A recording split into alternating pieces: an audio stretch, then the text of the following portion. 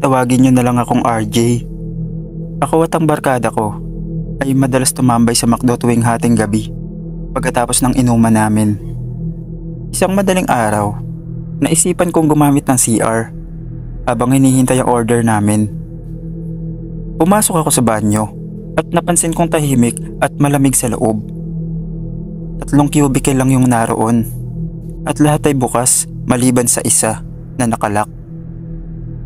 Pero may nakalawit na sapatos sa ilalim. Tanda na may gumagamit. Habang naguhugas ako ng kamay, biglang nagloko yung ilaw. Nagpatay sindi ito. Luma na siguro tong ilaw. Bulong ko. Biglang may sumingit na tunog. Mahina ngunit pabulong na tawa. Napatingin ako sa salamin at sa gilid ng refleksyon ko, may nakatayo sa likod ko. Isang babaeng mahaba ang buhok at walang muka. Napaatras ako. Ngunit biglang bumukas ng malakas ang pinto ng cubicle. Wala nang sapatos sa ilalim. Wala na din yung tao sa loob. Sa takot ko, umaripas ako ng takbo palabas. Nang makabalik ako sa lamesa, nanginginig kong ikwento ang nakita ko. Napatingin ng krong naglilinis malapit sa amin at mahinang sinabing, "Marami na pong nakakita sa kanya." halos nawala yung kalasingan ko ng gabi na yon. Hindi na muna ako umuwi ng gabi na yon at nakitulog muna ako sa bahay ng kaibigan ko.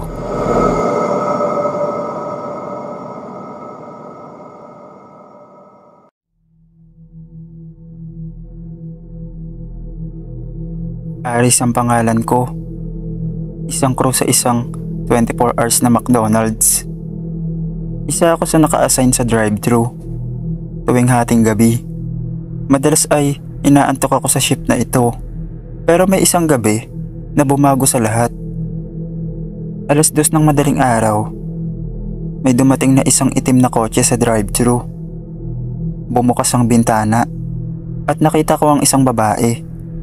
Mahaba ang buhok at halos hindi ko makita ang muka. "Good evening po, ma'am. Ano pong order nila?" tanong ko. Ngunit hindi agad sumagot ang babae. Nang tinignan ko ito ng mabuti, napansin kong walang anino ang loob ng sasakyan. Nakaramdam ako ng kilabot. "Ma'am, order po nila?" Dahan-dahan itinaas ng babae ang mukha niya at nakita kong wala itong mata, ilong o bibig. Isang blankong mukha lang. Napaatras ako at napasigaw. Nang mapalingon ulit ako sa kotse, bigla itong nawala. Parang hindi man lang dumaan sa drive-thru.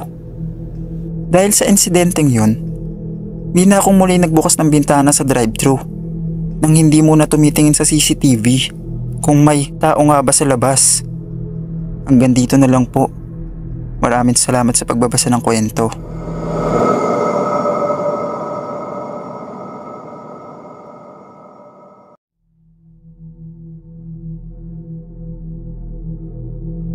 Itago nyo na lang po ako sa pangalang Jamie. Itong kwento ko ay nung panahong buntis ako sa panganay kong anak, taong 2011. Matapos ang check-up ko, bigla akong nag-crave sa fries at burger. Kaya dumaan ako sa isang McDo sa gilid ng highway. Habang nasa counter ako at nag-aabang ng order, napansin kong kakaunti lang ang tao. May isang crew sa counter, isang janitor, at isang lalaking nakaupo sa sulok na nakayuko. Tila hindi ko makain. Naramdaman kong parang may malamig na hangin na dumaan sa loob ng fast food chain na yon. Pagkaupo ko, sinimulan ko ng kainin ng fries. Ngunit nang humigop ako ng inumin, napansin kong may matang nakatitig sa akin. Ang lalaking nasa sulok. Maputla ito, mahaba ang kuko at tila may ngiting hindi pangkaraniwan. Mas lumakas ang kaba ko nang mapansin kong Dumidila ito. Parang takam na takam. Napakapit ako sa tiyan ko.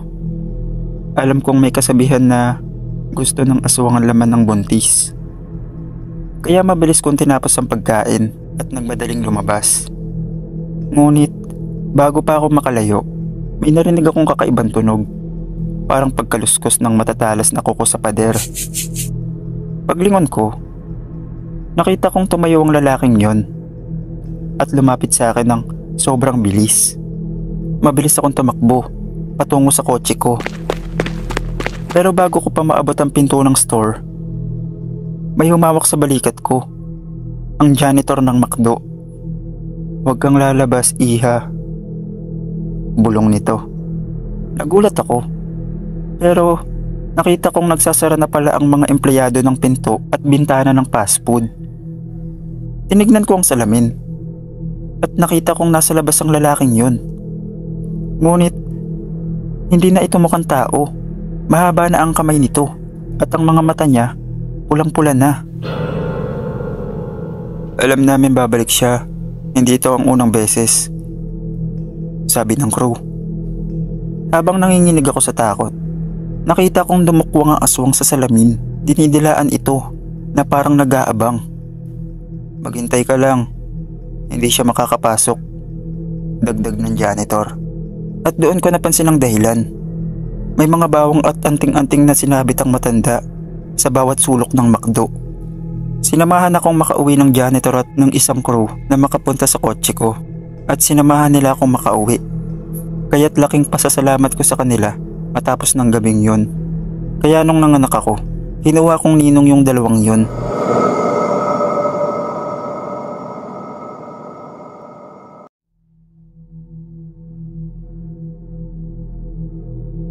Ako si Marlo, isang bagong crew sa isang lumang McDo branch. Isa ako sa naatasang mag-ayos ng stock sa walk-in freezer, kung saan inilalagay ang frozen patties, fries at iba pang supplies. Isang gabi, bago magsara ang store, inutusan akong kunin ng isang kahon ng frozen patties. Pumasok ako sa freezer, nanginginig sa lamig, at agad kong hinanap ang kahon. Habang naglalakad, napansin kong parang may anino sa dulong sulok ng freezer. "May tao po ba rito?" tanong ko. Pero walang sumagot. Biglang may isang malalim na bugtong hininga ang narinig ko. Napatigil ako. Sa dulo ng freezer, may nakaupo sa sahig. Isang nilalang na kulay abo ang balat. Mahaba ang kamay at may malalim na mata na parang gutom na gutom. Biglang tumayo ang nilalang at humakbang papalapit sa akin. Sa sobrang takot ko, napaatras ako at napasigaw. Buti na lang may isang kasamahang crew na nakarinig at agad akong hinila palabas bago maisara ang pinto ng freezer. Hingal na hingal ako habang nakatingin sa loob. Wala na ang nilalang. Sabi ng isang senior crew, matagal na daw may gumagalang kakaibang nilalang sa freezer at hindi lang ako ang nakakita nun. Kinabukasan, hindi ako mapakali. Gusto kong malaman kung ano ang nilalang na nakita ko sa freezer. Nagtanong ako sa isang matandang crew na matagal na nagtatrabaho sa McDo, si Mang Erning. Maniwala ka man o hindi, may nangyari dito noon, pero hindi na pinag-uusapan. Lumingalinga muna si Mang Erning bago bumulong. 2 taon na ang nakakalipas. May isang tauhan dito na natrap sa freezer at hindi na nakalabas ng buhay. Paano pong nangyari? Nagkaaberya raw sa pinto, hindi bumukas. Walang nakarinig sa sigaw niya kasi malakas ang ingay sa labas. Nang matagpuan siya kinabukasan, namutla na siya sa lamig. Pero ang pinagkakaiba, nakanganga ang bibig niya na parang sumisigaw at may marka ng mahabang gasgas sa pader na parang pilit siyang kumakapit para makalabas. Simula noon, May mga nagsasabing nakakarinig ng may hinang sigaw mula sa freezer, lalo na kapag malapit na maghating gabi. Nanindig ang balahibo ko. Nakikita siya kapag gutom na gutom siya, at sa tingin ko, gusto niyang may sumama sa kanya. Simula noon, hindi na ako muling pumasok sa freezer ng mag-isa. At lalo na kapag papalapit na ang hating gabi.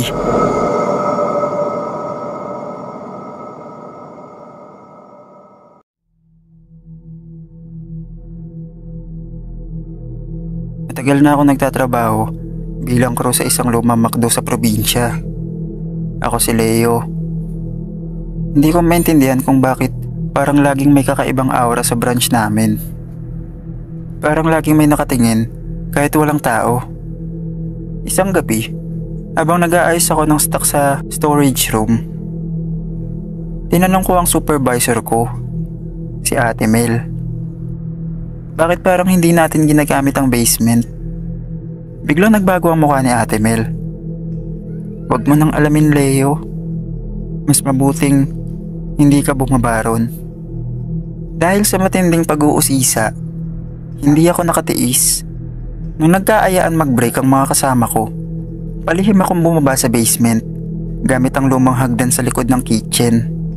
Madilim at mainit sa loob. Amoy lumang kahoy at amag ang paligid. Napansin kong may mga lumang mesa at upuan na itinambak doon. Pero ang pinagkakaiba, may isang lumang freezer sa sulok, kalawangin at may kadena. Bigla lumamig ang paligid. Nang mapatingin ako sa paligid, napansin kong may maliit na gasgas sa sahig. Parang may kumaladkad na kuko rito. Tapos, narinig ko ang isang tunog na nagpakaba sa akin. May kumakatok mula sa loob ng lumang freezer. Hindi ko na inintay malaman kung ano yun. Kumakabog ang dibdib kong tumakbo paakyat. Sinarado ang pinto ng basement at hindi na muling bumaba kailanman. Kinabukasan, tinanong ako ni Ate Mel, "Bumaba ka, no?" Hindi ako nakasagot.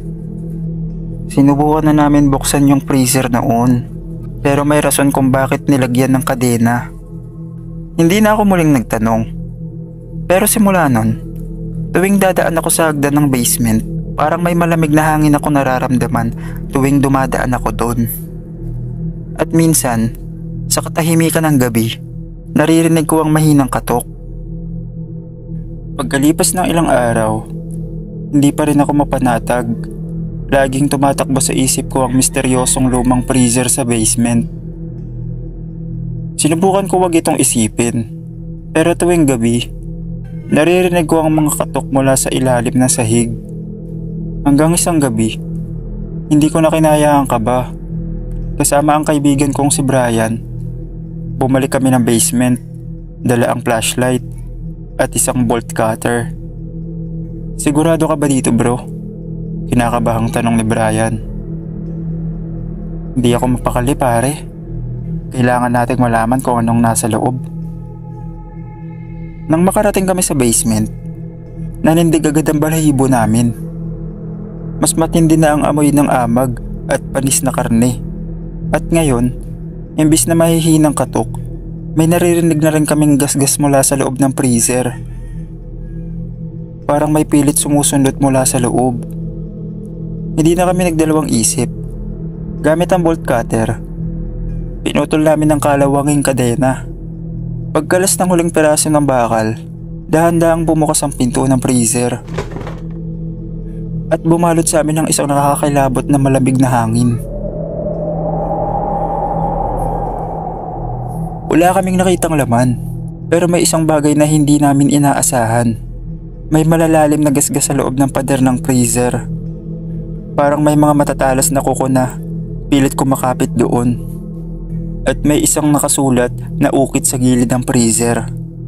"Tulong." Napaatras ako at si Brian. Pero bago pa kami makatakbo, may malamig na kamay na biglang sumunggab sa binti ko mula sa loob ng freezer. Napasigaw ako habang pilit akong hinihila papasok ng isang nangingitim na buto-butong kamay. May matatalas na kuko at parang nanginginig sa gutom. Mabilis akong hinila ni Brian palayo at sinipa ang pinto ng freezer. Sinara ito nang may malakas na kalabog. Habang tumatakbo kami paakyat, rinig namin ang galit na pagkalampag mula sa loob. Kinabukasan, tinanong namin si Ate Mel kung ano talaga ang kwento ng freezer. Napabuntong hininga ito at nagsalita. Matagal nang sarado yung basement.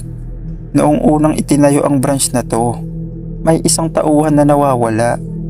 Hindi siya nakita kahit saan, pero isang linggo matapos mawala, may nagsimulang makarinig ng katok mula sa freezer.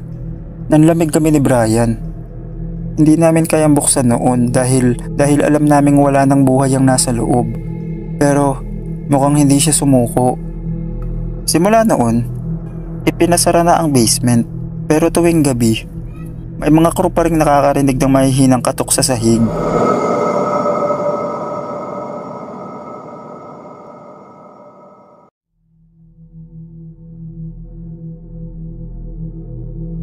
Si Mia ay isang vlogger na mahilig sa urban legends. Matagal niya nang naririnig ang kwento ng ahas sa Robinson. Kaya naisipan niyang gawing content ang pagsiliksik tungkol dito. Nagtungo siya sa Robinson's Galleria kasama ang kanyang kaibigan na si Jared, isang cameraman. Naisipan nilang puntahan ng mga lumang bahagi ng mall at magtanong sa ilang empleyado. Habang nag-iikot sila, may isang matandang janitor na lumapit sa kanila. Kung gusto niyo malaman ng totoo, huwag kayong mag-ingay. May hindi kayo dapat makita. Mahigpit ang hawak nito sa walis at tila kinakabahad. Ngunit sa halip na matakot, mas lalo silang naging interesado. Sa tulong ng isang lumang mapa ng mall na nakita ni Jared online, natuklasan nila na may isang lumang pinto sa basement na hindi na ginagamit. At syaga nilang hinanap ito hanggang makarating sila sa isang madilim na sulok ng storage area. Doon nila nakita ang isang bakal na pinto, kalawangin at mukhang matagal nang hindi nagagalaw. Bago pa man makapag-isip si Mia, bumukas ang pinto ng mag-isa. Dahan-dahan silang pumasok. Sa loob, nakita nila ang isang mahabang pasilyo na tila hindi bahagi ng karaniwang disenyo ng mall. Mababa ang kisame at may kakaibang amoy, parang malansang tubig. Biglang may narinig silang mula sa dulo ng pasilyo. Napatingin sila sa isa't isa. Hindi ito tunog ng tubig o ng hangin. Tunog ito ng isang ahas. Dahan-dahan silang lumapit. Sa dulo ng pasilyo, may isang malaking kwarto. Sa gitna nito, may isang napakalaking kulungan. At sa loob nito, may isang anino na gumagalaw. Nang lumiwanag ang ilaw, napasigaw si Mia. Isang napakalaking ahas. Halos kasing laki ng 3 tao ang gumapang mula sa kadiliman. Ngunit ang mas nakakatakot, ang itaas ng katawan nito ay hindi hayop, kundi isang tao. Isang lalaking may matutulis na mata, balat na parang kaliskis at isang dilang may hati sa gitna. May nakatuklas na naman. Nito, habang nakangisi. Biglang nagsara ang pinto sa likod nila. Nagkatinginan sina Mia at Jared. Walang ibang daan palabas. At ang huling narinig sa kanilang camera recording, isang malakas na sigaw. At isang nakapangingilabot na tunog ng paghigop, parang may nilulunon ng buo.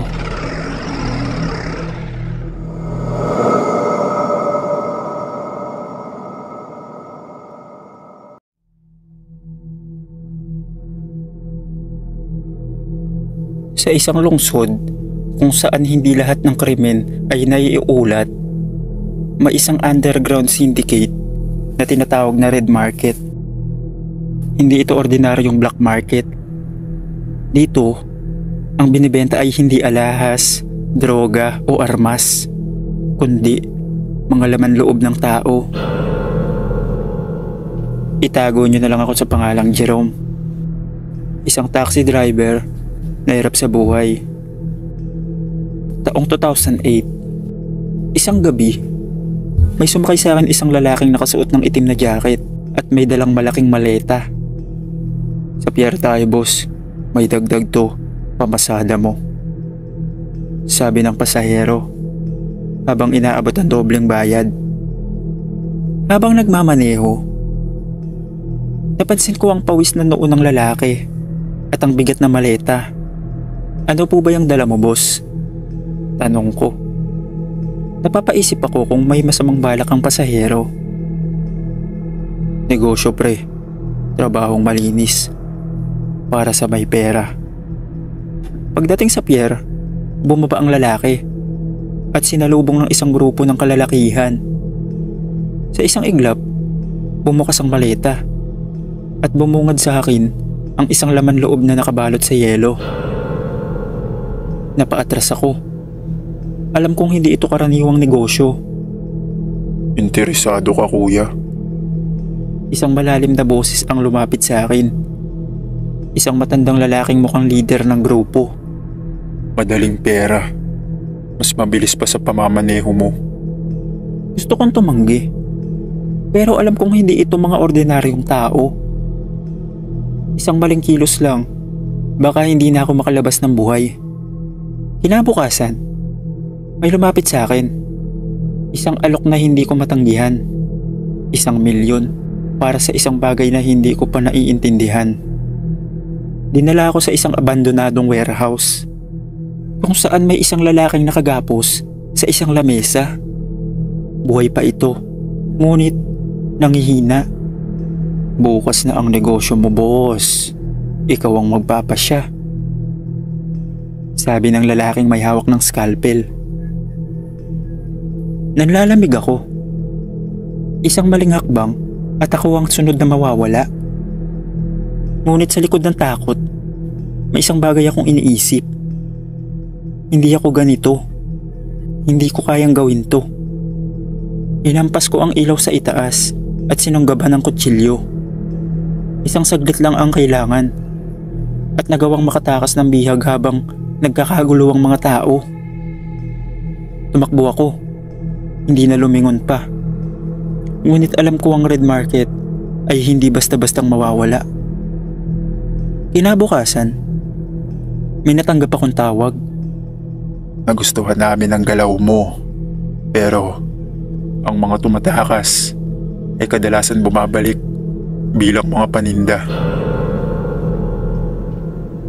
Sa bawat sulok ng lungsod, sa pagitan ng mga anino at tahimik na pagnanakaw ng buhay, alam kong hindi ako titigilan ng mga miyembro nila. Kaya nagtago ako sa probinsya namin at hindi na bumalik pa sa lungsod na yon.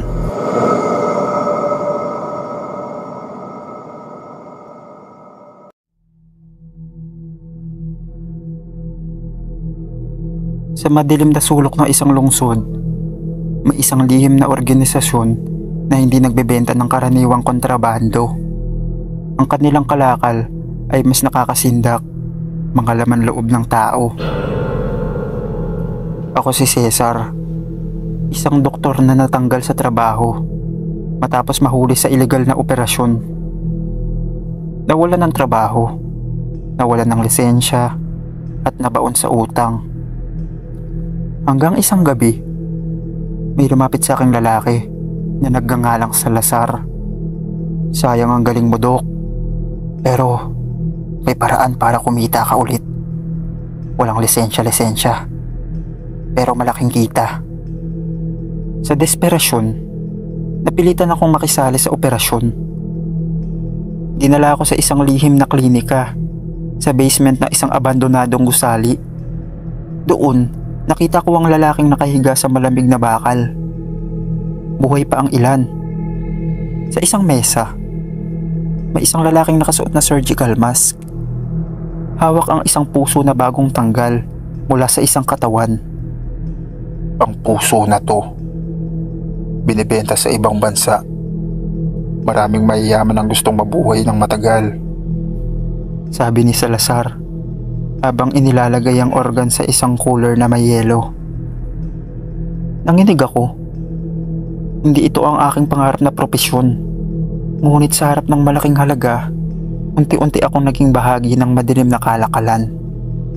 Minsan, may mga dumadating na bangkay mula sa hindi malamang pinagmulan. Minsan naman, may mga biktimang gising pa bago sila mawalan ng malay. Isang gabi, isang dalagitang may busal sa bibig ang ipinasok sa klinika. Na makita ko ito, biglang bumalik ang konsensya ko. Hindi na ito tungkol sa mga pera. May mga inosenteng buhay na ang kinikitil. Nagpanggap akong susunod sa utos. Ngunit sa halip, tinanggal ko ang karayom sa swero ng dalagita at ibinulong na tatakas tayo. Sa isang iglap, itinulak ko ang isang bantay at tinakbo ang dalagita palabas. Naghabulan kami sa madilim na iskinita hanggang makarating sa isang istasyon ng pulis. Pagdating namin doon, walang nagawa ang organisasyon kundi magsitago. Sa tulong ng aking testimonya, nahuli si Salazar at ang iba pang kasabuhat. Ngunit alam kong hindi pa tapos ang lahat. Maraming tulad ni Salazar ang nagtatago sa dilim, patuloy na nagbebenta ng laman loob kapalit na salapi. At sa mundo ng black market, hanggat may nangangailangan, patuloy ang kalakalan.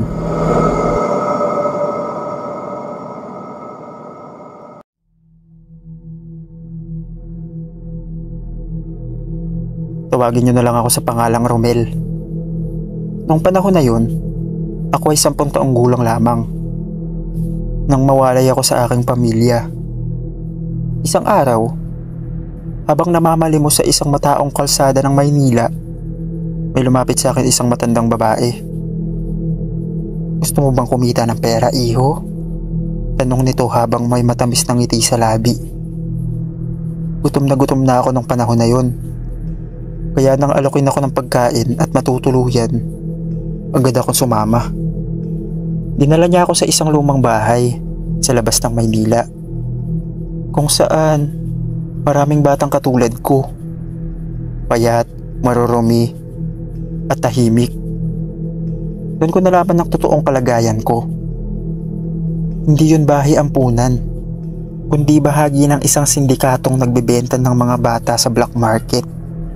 Ang iba ay ginagawang alipin at ang ilan ay ibinebenta para sa mga nangangailangan ng organ ng bata. Nang dumating ang araw na may isang mayamang dayuhan na pumipili ng mga bata, alam kong kailangan ko makatakas. Habang natutulog ang mga bantay, dahan-dahan akong gumapang palabas ng kwarto. Muntik na akong mahuli, pero ginamit ko ang aking maliit na katawan upang makalusot sa isang sirang bintana. Takbo, takbo! Kahit madilim, hindi ako huminto. Naririnig ko ang sigaw ng mga lalaking humahabol sa akin. Makalipas ang isang oras, nakarating ako sa isang istasyon ng pulis. Nanginginig ako habang nagsusumbong. Sa tulong ng pulisya, sinalakay nila ang hideout ng sindikato at nailigtas ang iba pang bata. Matapos ang pangyayaring yun, dinala ako ng mga pulis sa isang bahay ampunan at may umampon sa akin isang mabuting mag-asawa. Mula noon, naging maginhawa ang buhay ko. At sa kasalukuyan, wala na si mami at daddy. May sarili na rin akong pamilya. Salamat sa mga taong umampon sa akin dahil naging maayos ang buhay ko at utang na loob ko kay mami at daddy ang lahat.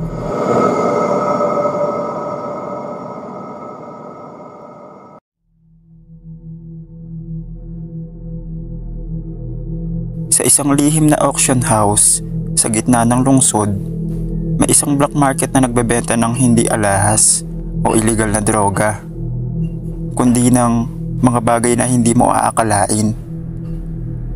Mga ninakaw na likhang sining, bihirang hayop, at kung minsan, mga taong hindi na nakakauwi sa kanilang pamilya. Ako si Daniel, isang undercover na pulis. Matagal ko nang sinusubaybayan na auction na ito, pero walang nakakaalam kung saan ito ginaganap. Hanggang isang gabi, may dumating na imbitasyon sa akin. Iniwan sa ilalim ng aking pintuan. Ang nakasulat, exclusive invitation, the final bid. Alam kong ito na ang pagkakataon kong mahuli ang mga nasa likod ng operasyon sa gabing yon. Pumasok ako sa isang lumang hotel kung saan idinaraos ang auction. Isang pulang kortina ang nakatakip sa isang stage at isang boses ang bumati sa mga bisita. Mga ginagalang naming panauhin. Ang unang item natin ngayong gabi, isang bihirang jade mask mula sa dynastiyang Ming. Nagtaas ng pera ang ilan. Walang takot na nag-agawan sa halaga.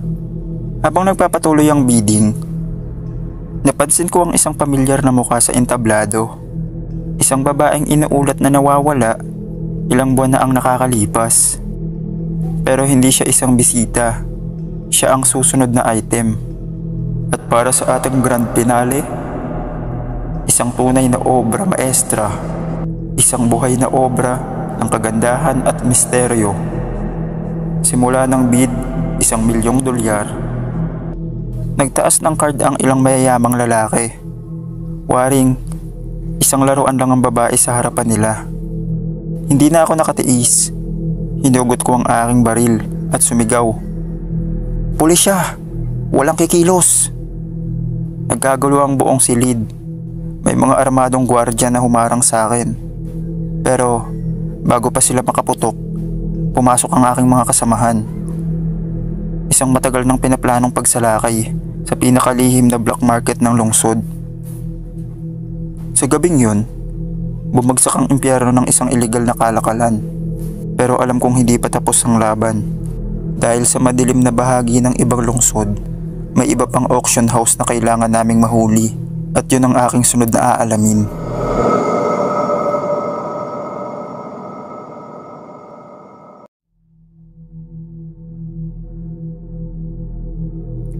Sa ilalim ng isang lumang warehouse, may isang lihim na pamilihan na hindi kailanman napapasok ng mga ordinaryong tao. Isang black market na nagbebenta ng mga hindi pangkaraniwang bagay. Itago niyo na lang ako sa pangalang Alvin. Isa sa mga veteranong harvester. Ang trabaho ko ay maghanap ng mga taong walang pamilya o mahihirapan na hindi agad mapansin kung mawala sila. Hindi ko gustong gawin ito.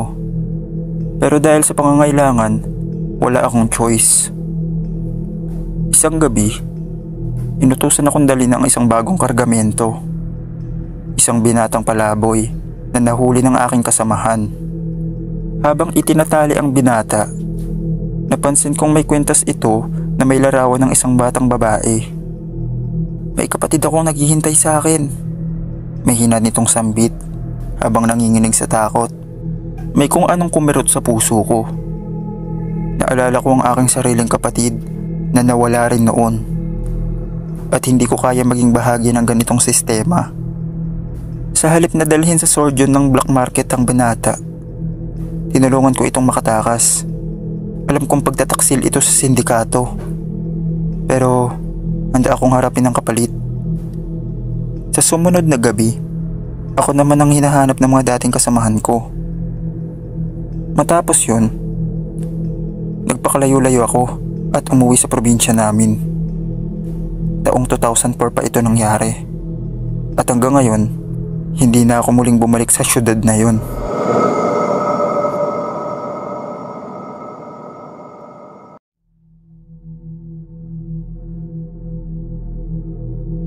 Si Marco ay isang desperadong negosyante na napadpad dito matapos siyang malugi sa kanyang negosyo at mabaon sa utang. Balita niya, may mga nagbebenta rito ng bagay na kayang baguhin ang kanyang kapalaran. Mga antigong agimat, bawal na droga, at kahit mga bagay na hindi na dapat umiiral sa mundo ng tao.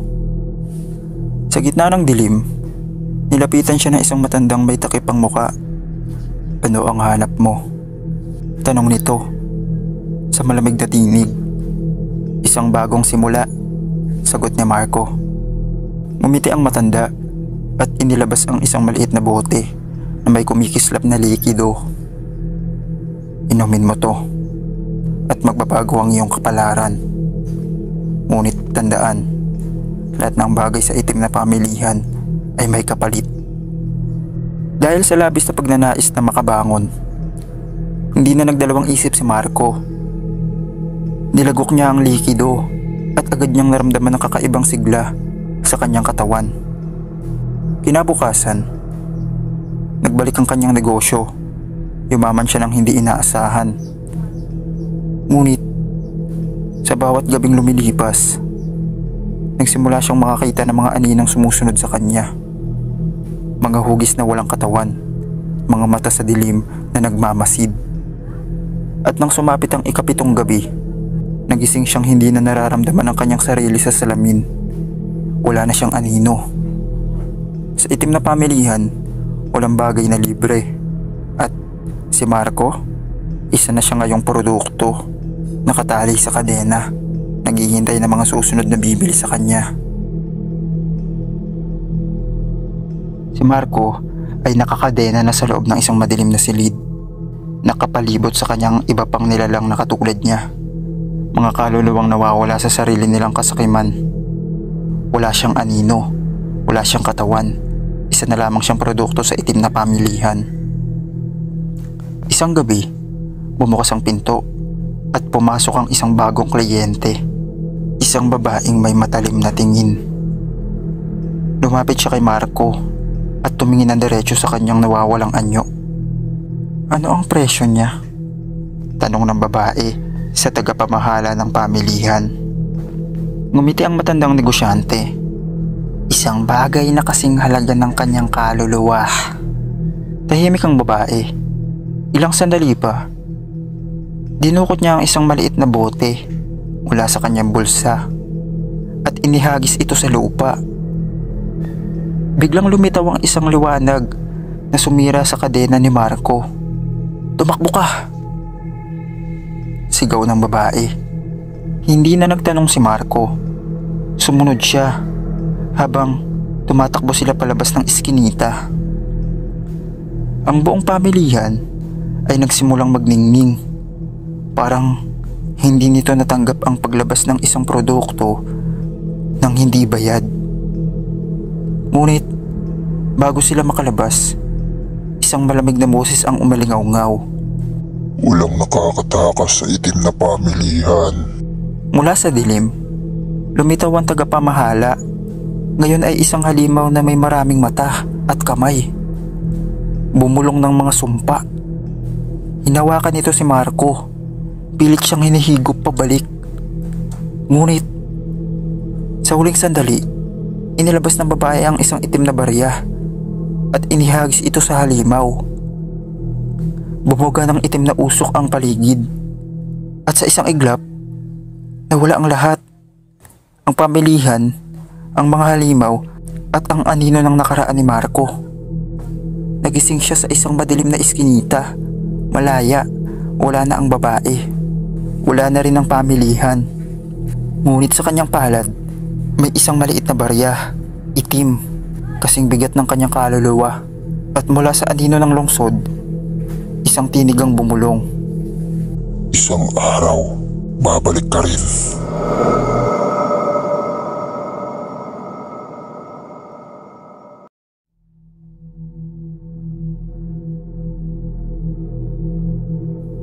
Sa liblib na baryo ng San Lazaro, nakatago sa lilim ng mataas na puno at matarik na bundok, namumuno si Mayor Salvador Badong Vergara. Matagal na siyang kinikilala bilang isang mahusay na lider, matalino, matapang at tila may kakaibang kakayanan panatilihing maunlad at mapayapa ang kanilang bayan. Wala halos kriminalidad sa San Lazaro. Lahat ay may pagkain sa hapag at ang baryo ay tila hindi kailanman nauubusan ng yaman. Ngunit sa kabila ng kasaganaan, may bumabalot na takot sa mga residente. Alam nilang may bagay na hindi maipaliwanag sa kanilang bayan. Tuwing kabilugan ng buwan, may mga nawawalang tao. Hindi palaging residente, ngunit madalas ay mga dayo o bisita. Hindi na sila kailanman natatagpuan. Ang mga matatanda ay natutong manahimik at ang mga kabataan ay natutong wag magtanong. Isang gabi, dumating sa baryo si Elias Santiago, isang batang mamamahayag mula sa lungsod. May narinig siyang bali-balita tungkol sa misteryosong pagkawala ng mga tao sa San Lazaro. At sa kanyang pananaw, ito ay isang magandang pagkakataon upang makagawa ng isang natatanging kwento. Isa na maaaring magdala sa kanya sa kasikatan bilang isang investigate journalist. Sa kanyang pagdating, napansin niya agad ang kakaibang katahimikan sa baryo. Parang may bumabalot na bigat sa hangin. Isang uri ng takot na hindi lantaran, ngunit ramdam sa bawat kilos ng mga tao. Nang lumapit siya sa isang matandang nagtitinda sa palengke at tinanong tungkol sa mga nawawalang tao, hindi siya sinagot. Sa halip, lumayo ito. Hindi nagtagal, ipinatawag siya ni Mayor Badong sa munisipyo. Narinig kong interesado kang magsulat tungkol sa ating bayan. Ani ng alkalde. Ang kanyang boses ay malamig ngunit magiliw, at ang kanyang mga mata ay matalim na tumingin kay Elias. Para bang sinusuri siya. Opo, gusto kong malaman kung anong nangyayari sa mga taong nawawala dito, sagot ni Elias. Ngumiti ang mayor, ngunit may kakaiba sa kanyang ekspresyon.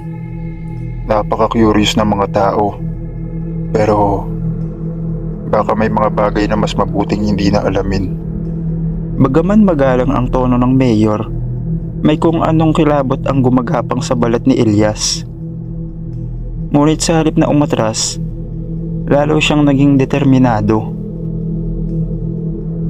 Sa gabing yun, nagdesisyon si Elias na imbestigahan ang paligid ng munisipyo. Nalaman niyang may isang lumang lagusan sa likod nito, natatakpan ng mga lumang kahoy at damo. Dahan-dahan niyang tinanggal ang mga harang at pumasok sa madilim na daanan. Sa dulo ng lagusan, natagpuan niya ang isang silid na puno ng alikabok at amoy ng dugo. Sa isang tabi, may mga lumang kasuotan, mga punit-punit na damit na may bahid ng dugo. Tila pag-aari ng mga nawawalang tao. Sa gitna naman ng silid, may isang malaking bato. Tila isang altar, at sa ibabaw nito ay may mga tuyong buto na hindi maipagkakailang buto ng tao. Biglang bumukas ang isang lihim na pinto sa kanyang likuran. Doon, nakita niya si Mayor Badong. Ngunit, hindi na ito mukhang tao. Ang kanyang katawan ay lumaki. Ang kanyang balat ay naging kulay abo, at ang kanyang mga mata ay nagbagong anyo. Pulang-pula at nagliliyab. At ang kanyang mga kuko ay humaba, matatalas na parang pangil ng isang halimaw. Akala mo ba'y kaya mong takasan ang lihim ng San Lazaro? Bulong ng mayor habang papalapit kay Elias. Sa sobrang takot, napaatras si Elias, ngunit natapilok siya at bumagsak sa malamig na sahig. Sinubukan niyang bumunot ng kanyang cellphone upang kumuha ng larawan. Ngunit sa isang iglap, sinunggaban siya ng matalim na kuko ng alkalde. Kinabukasan, isang bagyong ulap ang bumalot sa San Lazaro. Walang nakakita kay Elias mula noon. Ang tanging natagpuan ay ang kanyang notebook. May bahid ng dugo, nakalapag sa harap ng munisipyo. Walang nagtangkang magtanong, walang nag-usisa. At nang sumapit ang susunod na kabilugan ng buwan, may muling nawala sa baryo. At sa pinakamataas na bahagi ng munisipyo, isang anino ang nakatanaw sa mga tahimik na bahay. Hinihintay ang susunod niyang biktima. Si Mayor Badong, ang tagapangalaga ng San Lazaro at ang halimaw na bumabalot sa kanilang gabi. Lumipas ang mga araw mula nang mawala si Elias. Ngunit isang gabi, isang estrangherong sasakyan ang dumaan sa baryo. Isang babae. Si Andrea Santiago ang bumaba, kapatid ng mamamahayag. Matagal na niyang hinahanap ang kanyang kuya. At ngayon, dumiretso siya sa munisipyo upang harapin si Mayor Badong. Ngunit bago pa siya makapasok, isang matandang albularyo ang sumalubong sa kanya. Umalis ka na, iha. Hindi mo na siya makikita. At baka ikaw naman ang susunod. Gamit ang mga tala ni Elias at isang dasal na natutunan niya mula sa isang matandang mangkukulam sa lungsod, pumasok siya sa lihim na lagusan sa likod ng munisipyo. Doon, natagpuan niya ang altar ng dugo at isang aninong nagmamasid sa dilim. Napakatapang mo. Ani ni Mayor Badong na unting-unting nagbabago ang anyo. Ngunit bago pa siya makalapit, binigkas ni Andrea ang isang sinaunang dasal. Sa isang iglap, nagliyab ang paligid at nagsimulang sumigaw sa sakit ang alkalde. Unti-unti siyang natupok sa sarili niyang kasamaan hanggang sa wala nang natira kundi abo. Kinabukasan, nagising ang buong baryo na tila nawala ang bigat sa hangin. Sa unang pagkakataon, hindi na madilim ang langit kahit kabilugan ng buwan. At sa munisipyo, isang bagong alkalde ang umupo. At ang anino ng dating namumuno ay hindi na kailanman nagpakita.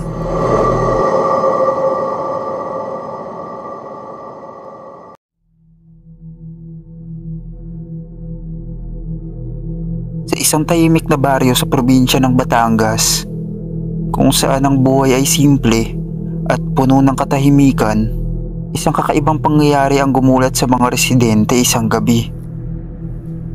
Habang abala ang mga magsasaka sa pag-aani, napansin ng isang matandang lalaki na si Mang Isko ang isang liwanag na ilaw na bumaba sa langit. Hindi ito isang bituin ni isang eroplano. Ito ay isang hugis bilog na sasakyan na may kakaibang ningning. Napuno ng liwanag ang buong palayan. At ang mga hayop sa paligid ay nagsimulang umatungal at magtakbuhan. Dahan-dahang lumapag ang mahiwagang sasakyan sa gitna ng palayan ni Mang Isko. Sa takot at pagtataka, mabilis niyang tinawag ang iba pang taga-baryo. Nang magtipon sila, biglang bumukas ang isang pinto sa gilid ng hindi malamang sasakyan.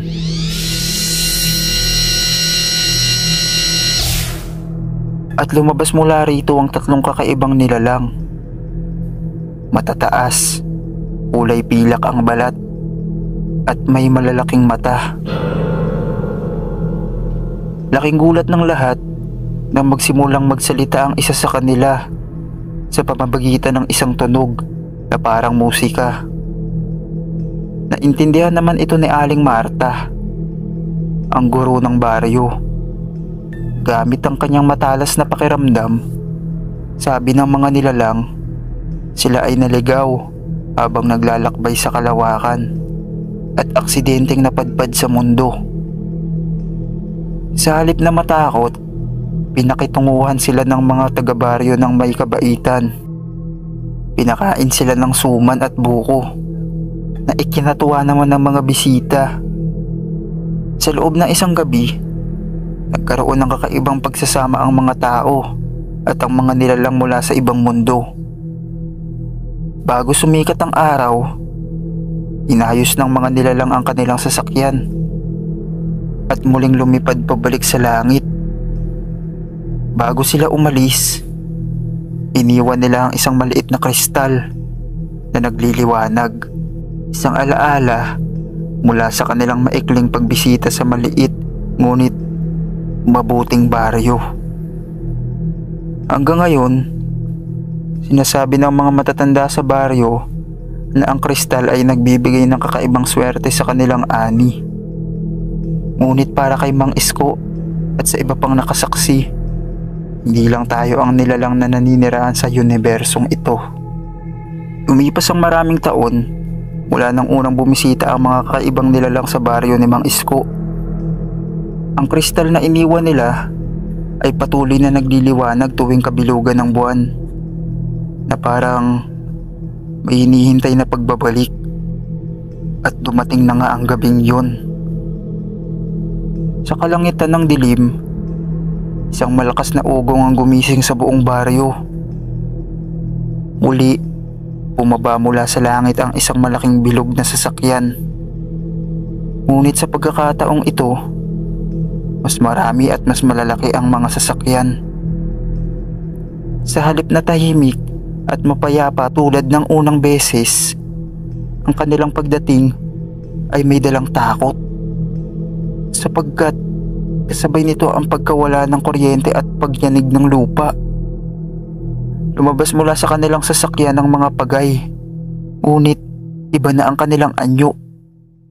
Mas matangkad, mas matigas ang balat na parang bakal, at ang kanilang mga mata ay hindi na maamo kundi malamig at walang damdamin.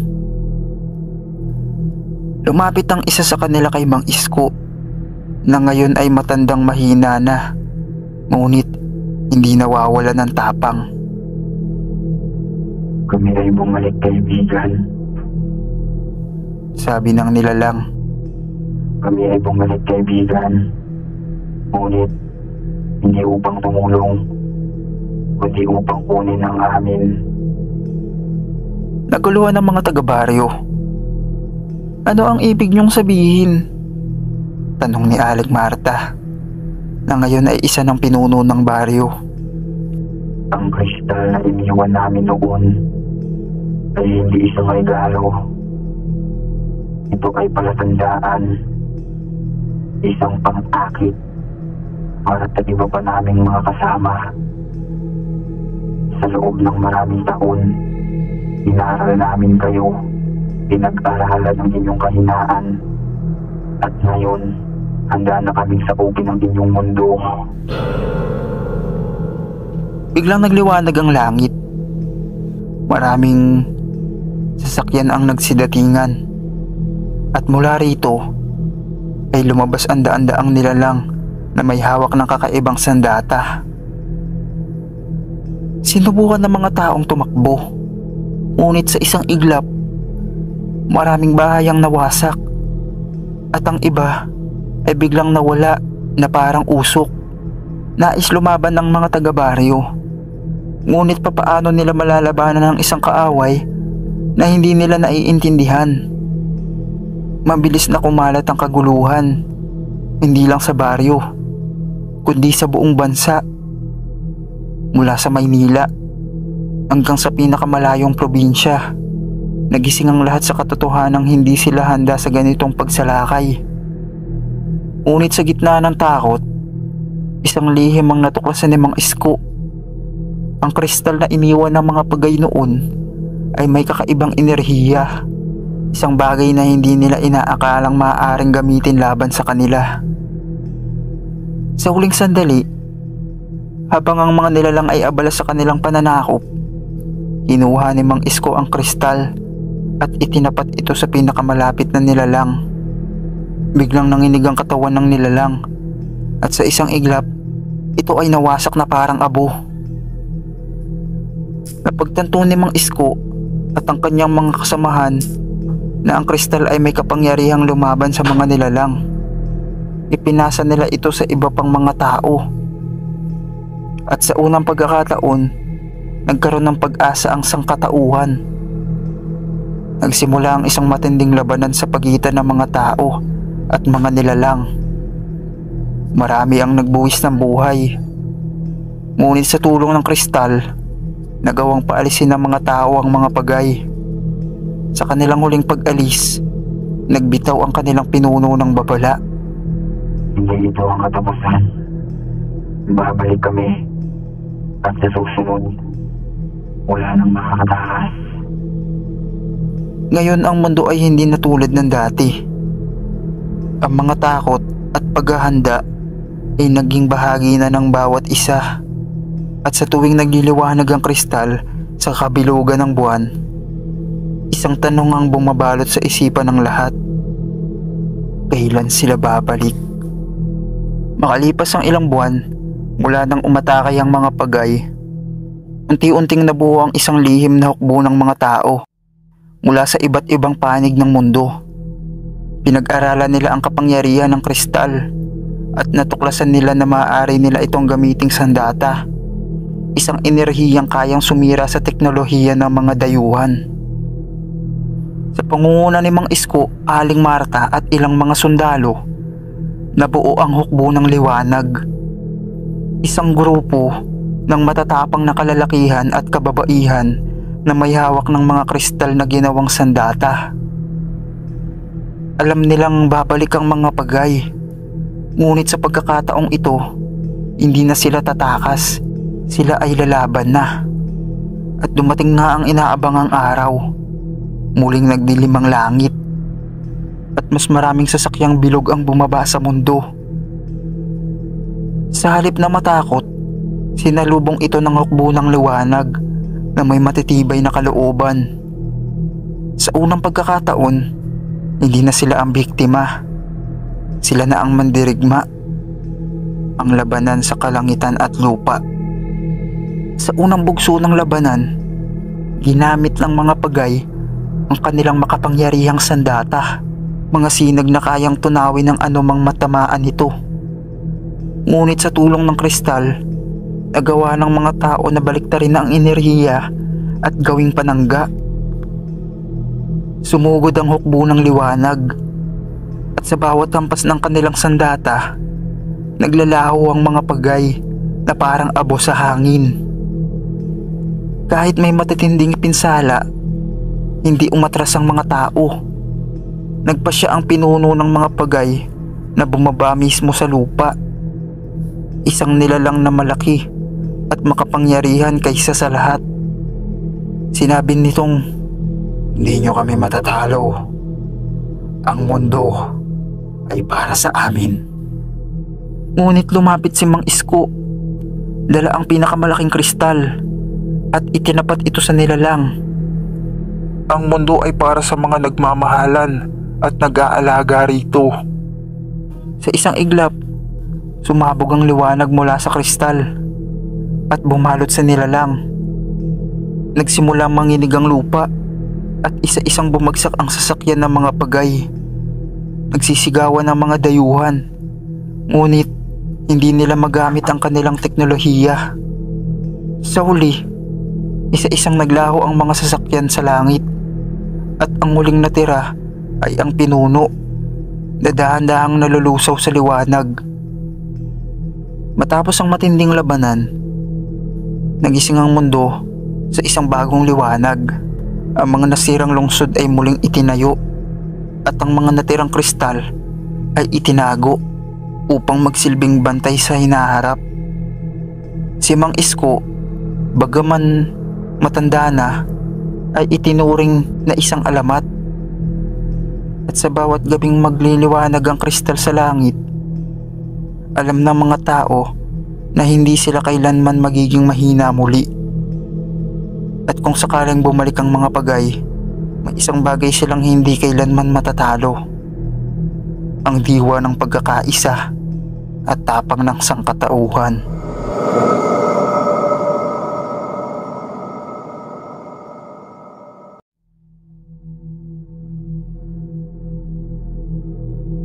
Si Michael ay isang magsasaka na nakatira sa isang liblib na baryo sa probinsya. Isang gabi, habang siya ay nasa bukid, at nagbabantay ng kanyang pananim, napansin niyang biglang nagdilim ang bahagi ng langit kahit maliwanag pa ang buwan. Tumingala siya at nagulat nang makita ang isang malaking bilog na ilaw at tila lumulutang sa ere.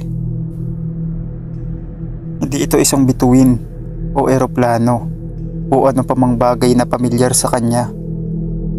Ang ilaw ay nagbabago-bago ng kulay.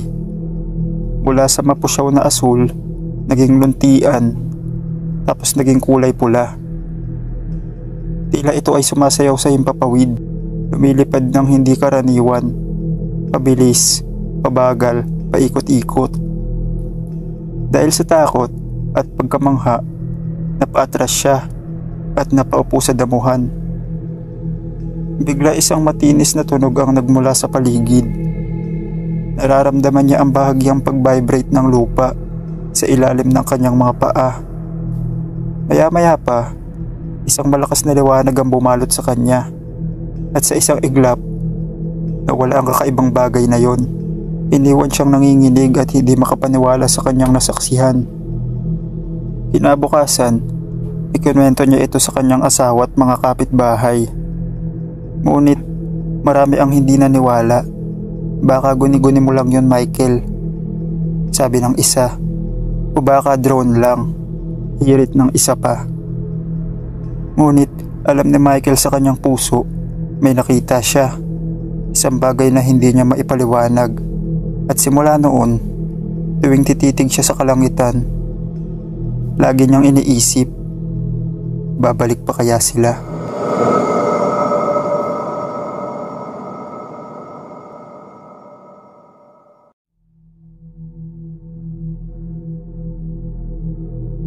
Si Arnel ay isang trekker na mahilig mag-akyat ng bundok. Isang gabi, habang nasa campsite siya kasama ang kanyang mga kaibigan sa bundok, napansin niyang may kakaibang liwanag malapit sa kanila. Ano yun? Tanong niya sa isa niyang kasama. Siguro helicopter, sagot ni Benjo. Pero halata sa boses nitong nag-aalangan din siya. Habang tinitignan nila ang ilaw, unti-unti itong bumababa. Hindi ito bumagsak, parang dahan-dahang lumulutang pababa. Napansin nilang hindi ito ordinaryong sasakyan. Walang tunog ng makina, walang rotor blades, at higit sa lahat, paikot-ikot itong kumikislap ng asul, berde at pula. Nagdesisyon si Arnel na lumapit para tignan ito ng mas mabuti. Dahan-dahan siyang gumapang papalapit sa sasakyan. Nang sumilip siya, muntik siyang mapasigaw. Sa ibabaw ay may isang malaking bilog na metalikong bagay na tila nakalutang sa ibabaw ng lupa. Sa paligid nito ay mga anino na maliliit na nilalang na gumagalaw.